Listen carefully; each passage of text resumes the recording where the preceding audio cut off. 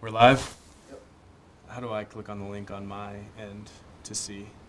Refresh the YouTube page, and then it should be up there.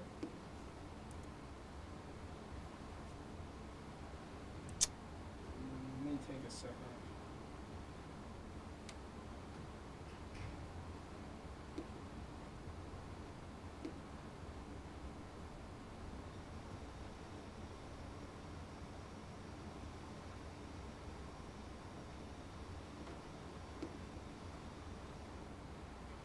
I don't see it being live. It's not up yet for you? No. Is anybody in the channel? To be honest, I don't even know where it would come up at.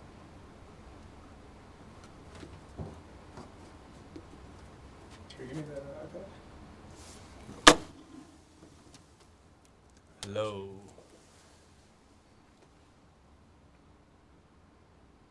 You're good. You can talk. I can talk? Yeah, you're Are people on? good. Anybody on? Hello, hello, hello, hello.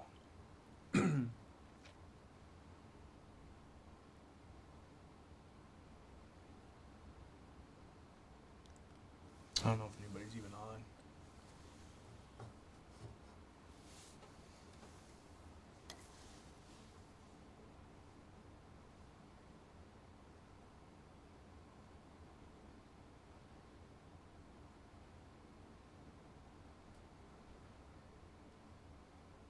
Yeah, it's not live on this either. It was set to private. Oh, here we go.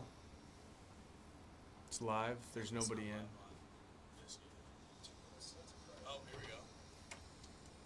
What up? I'm getting famous.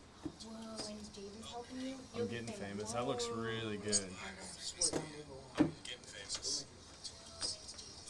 So proud of you guys. That looks really good. So Oh.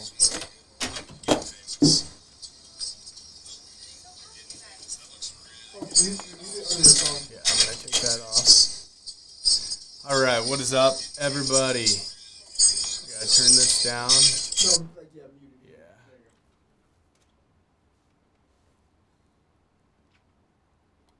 I'm gonna go live on my Instagram as well, and then get rocking and rolling. All right. So if anybody has any questions, do you know how to title an Instagram video? Me, I'm not sure actually. But you are live. Hi, nice to see you.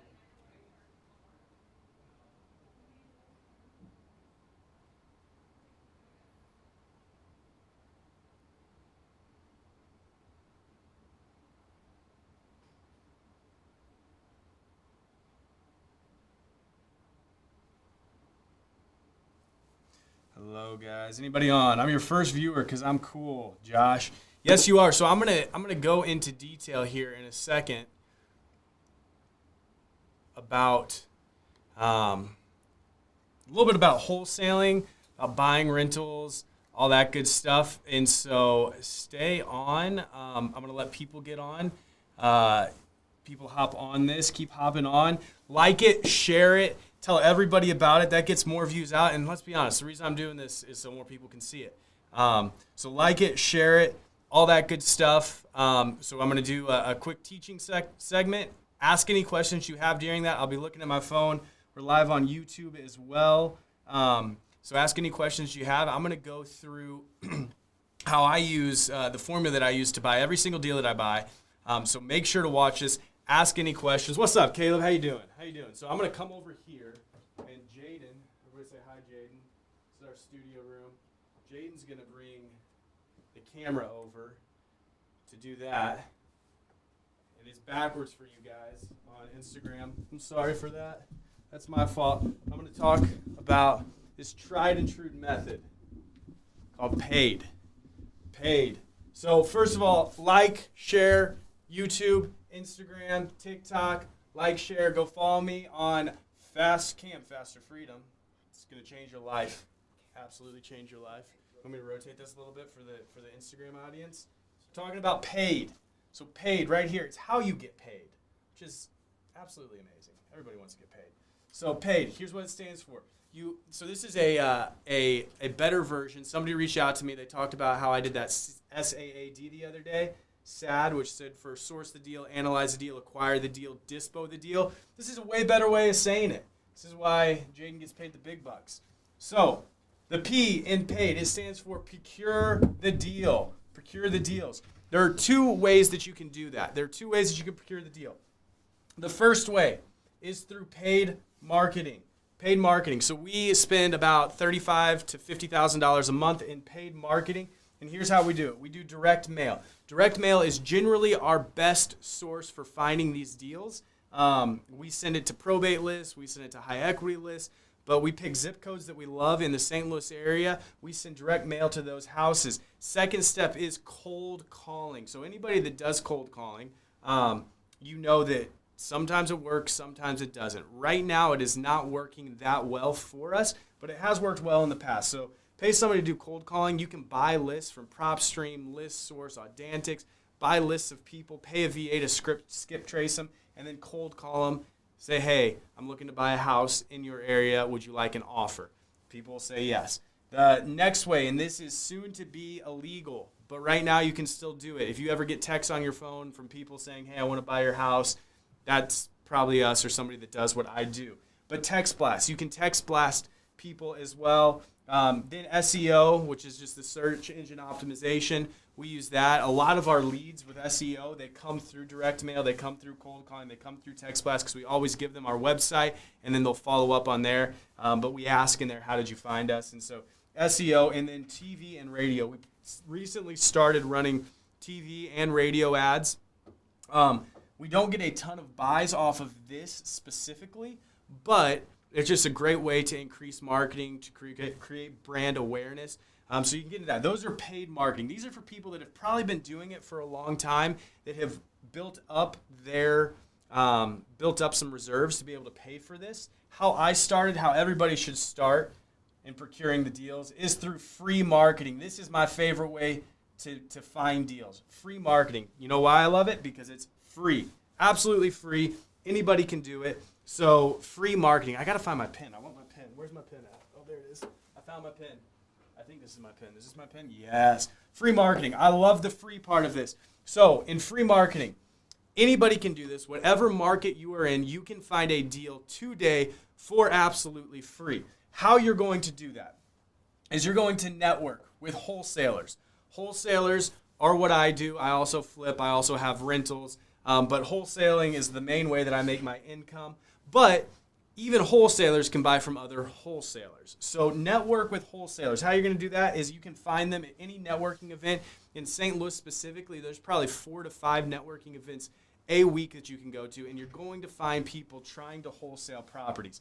A lot of them are going to be really bad properties. You have to kind of coach and mentor the wholesalers that you're working with to tell them exactly what you are looking for, because a lot of times they're going to inflate the ARV. They're going to be very conservative on the rehab estimate. It's usually not a good deal, but once you find a couple good wholesalers, which I have found, I have wholesalers that I absolutely love, I trust, they trust me, you will find a ton of deals networking with wholesalers. The next way to do it is real estate agents. Real estate agents, they come across deals all the time because a lot of people don't know that we exist, the people that are just buying off-market deals. So if they have a house that is dirty, a house where somebody passed away in it and that's full of junk that they don't want to get out, they don't want to waste their time on it, they don't want to do the work that takes it to listing, they're still going to reach out to real estate agents, and then real estate agents are going to reach out to us. So I would network with as many real estate agents as you possibly can. How you do this is we send out an email to as many real estate agents every week as we can. I say, hey, I'm looking to buy a house this week. If you have any houses that you come across that you don't want to take to the market, reach out to me. And what I do is I offer them not only the buyer's commission that they've already signed up for, but I offer them, or the seller's commission, I offer them the buyer's commission. So they're going to make 6% instead of 3%. They absolutely love that. So they will reach out to me first on a lot of deals that they don't want to take to market, and I will buy that house. I've bought a ton of houses from real estate agents. The next way, friends and family. I promise you, in your network of people that you know, there are friends, there are family that have houses that they know of that need to be sold. I just had somebody reach out to me the other day. They said, hey, 2 doors down, the neighbor just passed away. The kids don't know what to do with it. It's just a friend that saw on Facebook that I did this. Would you mind reaching out to them and give them a call? I called them. There's a pretty good chance I get the deal now. So friends and family, utilize that. Another way to do this is just talk about what you do all the time. I love what I do. I'm passionate about what I do. I talk about it all the time, probably too much. And so people know that I'm looking for houses. So anytime they come across a house that potentially matches my criteria, they're calling me. Driving for dollars. This is kind of paid, kind of free. So driving for dollars is you drive around certain neighborhoods that you want to buy a house in, and you look for houses that look like they are either vacant or need a lot of work. So look for houses in the winter. I love it because it's so easy. You look for houses with snow on the roof. If there's snow on the roof, that means there's probably not heat inside of the house. That probably means that it's vacant. And so you write down all of those, and then you can do this yourself. You can go to I think there's a website. It's called Free People Search. You put in that address, it'll pop up with who lives there or who has lived there. Give you email addresses and phone numbers. I'm gonna write that down for you.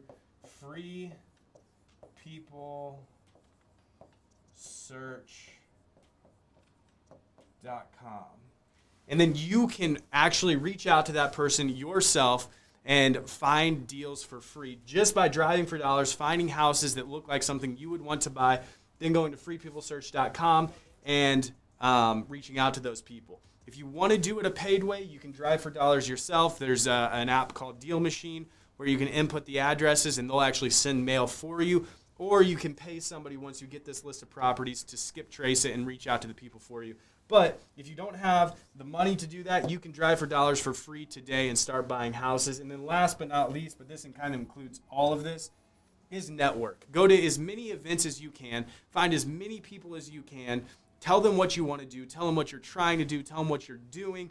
People will bring leads your way. If you're excited about it, if you're passionate about it, if you talk about it a lot, people will bring leads your way. So network. So that is part one of procuring deals. I've got questions. All right, let me in procuring deals.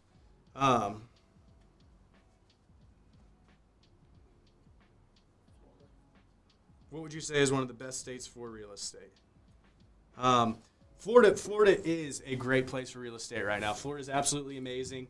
The Midwest is an amazing area. I'll answer questions at the end right now. Is that better that way? All right, I'll answer questions at the end. So procure the deal. That's step one of paid. Step two, analyze the deal. So you found the deal. Somebody reached out to you right here. Doing this about a deal. You get the address. Next step is you want to analyze the deal. And so to analyze the deal, you are going to want to find the ARV of the house, and then you want to find the rehab estimate of the house. And so typically when somebody reaches out to me about a deal, I call the owner, I reach out to the owner, I set up a showing of the property to go walk the house and find out the rehab. And before I go there, I find out the ARV. ARV stands for after repair value. After repair value. And so how you find the ARV of a house is, and I use the MLS. A lot of people don't have access to the MLS. There's PropStream, there's ListSource that you can also run comps on. And then worst case scenario, I don't suggest this, but people do it, is look on Zillow. But you want to find similar rehabbed comps in the area that match the house, the deal that you are looking at. What I mean by similar is if it's a brick ranch, you want to find a brick ranch to run an ARV off of. If it is a 5-bedroom house and your house is only a 2-bedroom house, it's probably not a similar rehabbed comp. If it's a 4-bedroom house that's 1,800 square feet and your house is a 3-bedroom house that's 1,200 square feet, probably not the best idea to use that as a comp. So similar comps. That is so important because I see a lot of people, they use comps that are in no way comps and try and pass them off as comps. You're going to get burned. You're going to lose a lot of money if you're not looking at similar rehabbed comps. Similar specs. Again, similar comps. You want to look, especially in a lot of areas that I invest in, you're going to find that exact house in the area that's sold. A 3-bedroom, 2-bath, 1,200 square feet. You're going to find houses like that. Use that as your comp. You want it to be within close proximity. I like to stay within a quarter mile, especially here in St. Louis, because it's such a diverse area where you can be in one street and it's $100,000 different value by going, a quarter of a mile away. So you want it to be within proximity. If there's no comps within a quarter mile, you can push that out to probably half mile. I wouldn't go more than a half mile out, but you want to be in proximity to your deal that you are looking at. And this is so important. Again, close proximity, but you want it to be in the same neighborhood, in the same school district. Especially here in St. Louis, school districts matter a lot. And so a house could be a street over, but it could be a different school district, like Francis Howell and Francis Howell Central. Francis Howell Central sucks. I hate Francis Howell Central. Francis Howell, which is where I went, is amazing. But if you go to Francis Howell Central School District, the comps are going to be a little bit different than the Francis Howell District. I don't know about those schools. Those are both really good schools. But so you want to find the ARV of the house by doing that, the after repaired value. Next, you want to go walk the house and come up with a rehab budget. Big things to look for is roof. Roof is a big ticket item. Roofs can be anywhere from 5 to 15 to 20. I think we're doing a house right now that's 40 grand. It's an 8,000 square foot house, but it can be a huge ticket item that people miss. Look at the roof. Look at the systems, the HVAC, the electrical, the plumbing. Make sure all of that is good. It's up to date. It's up to code. You definitely have to learn this process. It's not something you can do your first time. Watch YouTube videos on it. I'm going to post a YouTube video of how I run comps exactly. But you want to look at the systems. Then foundation is a big ticket item. If it has cracks in the foundation, usually there's going to be some sort of carbon fiber stripping, or you might have to go even farther than that, but that's going to be an expensive project. And then last but not least is cosmetics. Cosmetics is the easiest to comp because you can just reach out to contractors, say, hey, what's your typical pricing on a kitchen, on a bathroom, on flooring, on paint? For us, it's like $5 a square foot for paint, $5 a square foot for flooring, costing anywhere from about $8,000 to $12,000 for a kitchen, $3,000 to $4,000 for a bathroom. Light fixtures are going to be about $1,000. But you want to put together a rehab budget, all on analyzing the deal, and then you will come up with this. So you will take the ARV of that property times 0.75 minus the rehab, and that will equal your offer on the house. So say the ARV is a $200,000 house. The rehab is going to be $30,000. You're going to take 200 times 0.75 minus 30. That is going to equal $120,000, and that will be your offer on the house. So that is step 2 in getting paid. Getting paid. Step 3, you ink the deal. Ink the deal. This is one of my favoriteest. I don't know if that's a word. Parts of the entire process is inking the deal, because that is when you get to go sit down with the seller and negotiate the deal. And so here's what I try and do is I try and stick to this formula every single time and make a offer based on that formula. I do not try and take advantage of the seller. I don't come up with this and then start 50 grand lower and work my way up to when I hit that number to get a huge spread in the deal. I want to take care of the sellers, profit over people. That's something that we live by. That is not something we live by. Scratch that. Pretend I didn't say that. People over profit. We want to take care of people first and foremost. If there's any time in my negotiations where it's not going to work for the seller, I tell them that. I say, hey, I'm probably not your best option on this house because I want to make sure that you're taken care of. And right now, my offer is way lower than the number that you need to be taken care of. But there's definitely an art in negotiation. There's an art in purchasing deals. I'm going to teach you guys all that. I don't have time to today, but there's definitely an art in negotiations.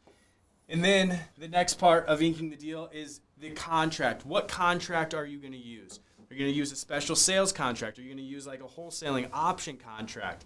It's up to you. You guys can use whatever you want. How are you going to write out the contract? And so we teach that on our YouTube page, but typically for a wholesaler, and you want to be completely honest that it is not an option, but for a wholesaler that's trying to get into this without having any risk, you let the seller know, like, hey, I am not the person that's going to be buying this house. I have partners that are going to be buying this. And so I need to get them through here. I'm going to put it on a 2-week option contract or 2-week contingency, and I'm going to let my partners through here, and then I'll get back to you on where they're at on this. And so you want to be completely open and honest. For me, a lot of times I don't do options.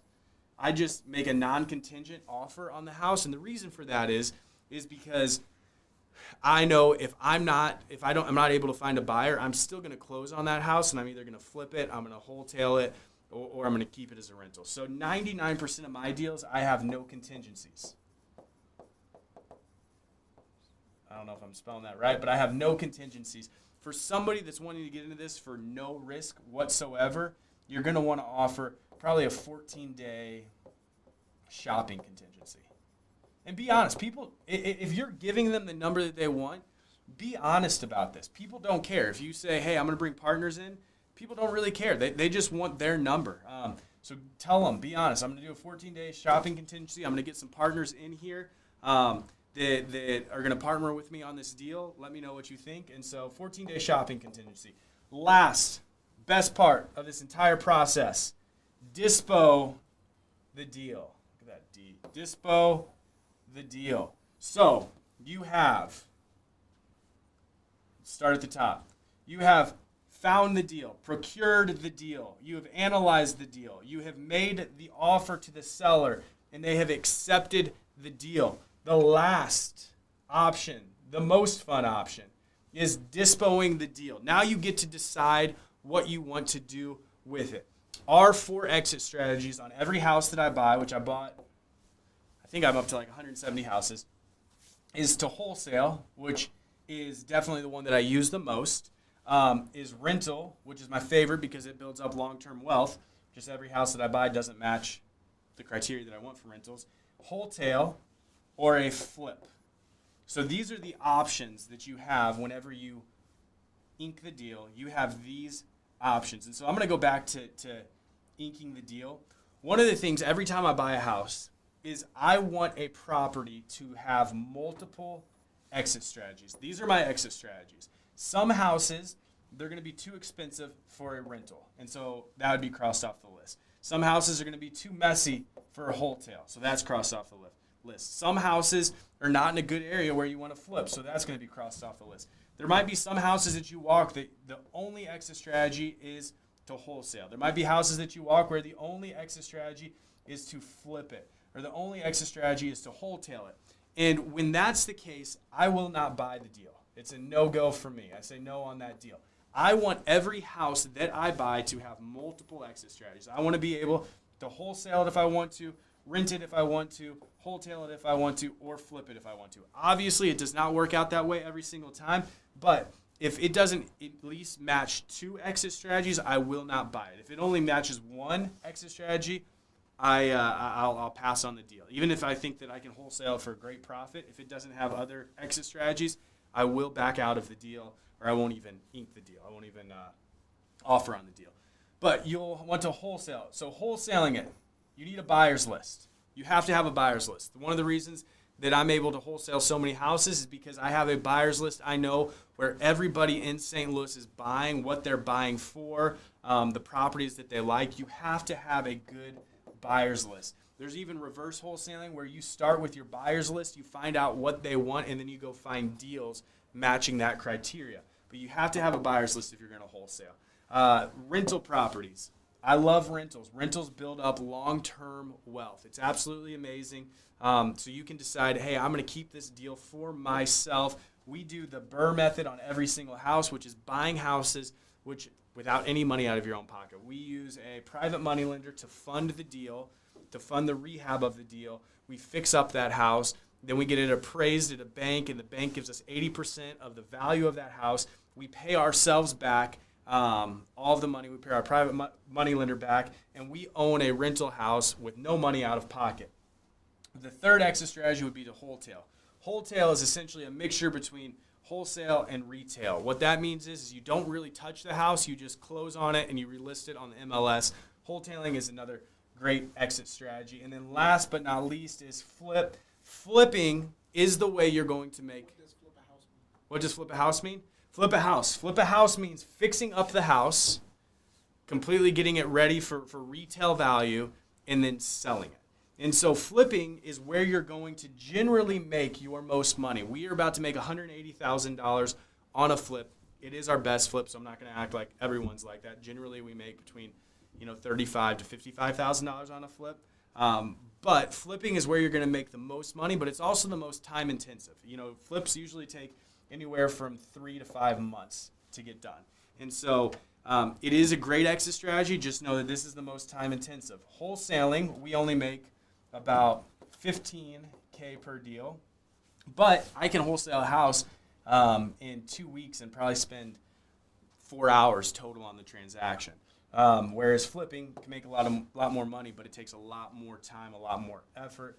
Rentals, same way, takes a little bit more time, a little bit more effort. My view, though, for every rental I buy, I'm going to hold on to it forever. And so every rental I buy, it's going to add hundreds of thousands of dollars to my net worth at the end of the day. Wholesale, you're not going to make as much money as you flip it, but sometimes that's a great exit strategy. Sometimes, because the house is so clean, even if it's not up to date, you have to pay a little bit higher for it. So it doesn't make sense to flip, but you know that it's going to sell on the market for a good number. And so that right there is the quick version of the paid, formerly known as SAD, created this weekend to be paid, the paid formula. Procure the deal, analyze the deal, ink the deal, dispo the deal. That is a quick version of how you can start wholesaling houses, buying rentals for yourself, flipping houses, wholetailing houses. This is it. This is the method right here. So I'm going to go to a Q&A for a few minutes. If you guys have followed along and have any questions, feel free to, on Instagram and on YouTube, ask me. Also, make sure you follow this. I will love you forever if you follow me at CamFasterFreedom on Instagram. All right, let's go to Q&A. I'm going to swing around here. I'm going to flip this to point at me.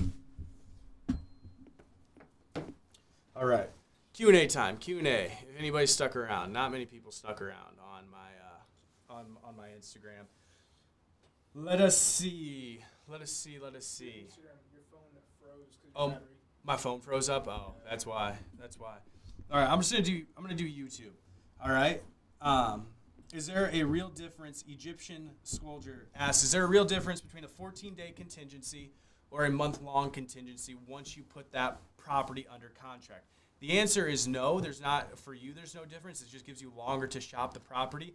The reason I would suggest potentially not doing that is because people usually they want to sell their house quick. And so if you say, hey, I'm going to put on a 30-day shopping contingency, a lot of times that's not a guarantee for them. So they don't want to go into that knowing that there's a potential that they're going to back out after 29 days and I have to go through this entire process all over. So I try and make the contingency period when I do that as short as possible just so I can let them know, like, hey, I'm either going to buy this or I'm not.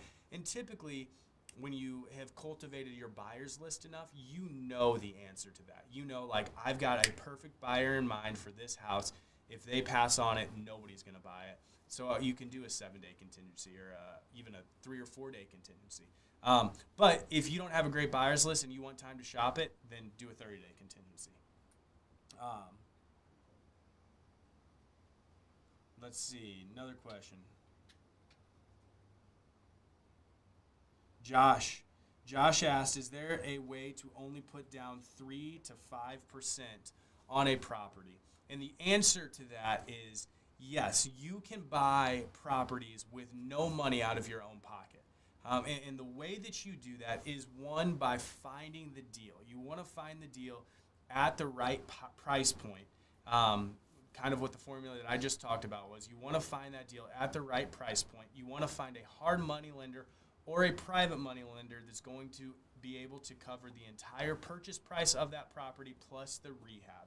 And once you do the rehab and add in the purchase price, you want that to be about 75% of the value of the house. And then banks will typically give you a refinance at 75 to 80% of the appraised value, so you can recoup all of that money, pay your private money lender back, pay your hard money lender back, and then you own that house with no money out of your own pocket.